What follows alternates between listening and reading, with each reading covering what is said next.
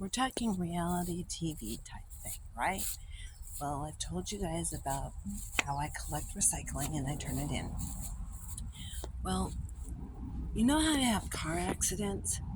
I went to turn in the bags because we have to bag all the recycling.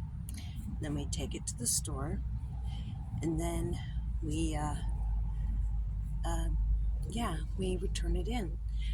But sometimes we manage to get there in time for bottle drop personnel, the people who pick them up to take them to get counted. Well, today was such a day. I took in 13 bags, only to end up with this right here, this right here. And what am I showing you exactly? Well, they're big crates. They have these big, like, rolling carts, and they put the bags on those carts, and then they roll them into the big rig truck, which requires a special license, a CDL, to drive. Well, one of those big carts, these are big honking carts. I might post some pictures because I actually have some pictures of the carts. Mm.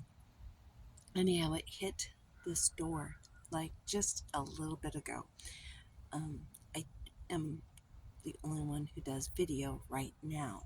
So this is the after effect, and we have now gotten home, and I didn't get the bags that I was going to get. I was going to get bags that I used to collect, those white garbage bags.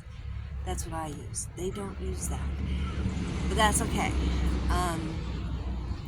What they use, they claim, is recycled bags that they make and then charge an arm and a leg for, considering. So, anyways, I forgot that and I went to the bank. I was going to make a deposit, but because of all of this, because I was shook up by it, it didn't happen.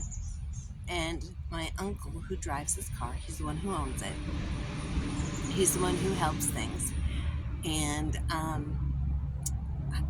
he said, "Okay, well, you go in." I said, "No, I'm done. I'm toast. I don't even want to go inside again," because I had just come outside, got in the car.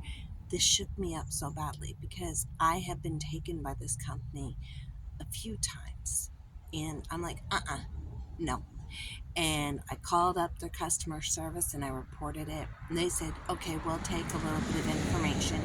So I did.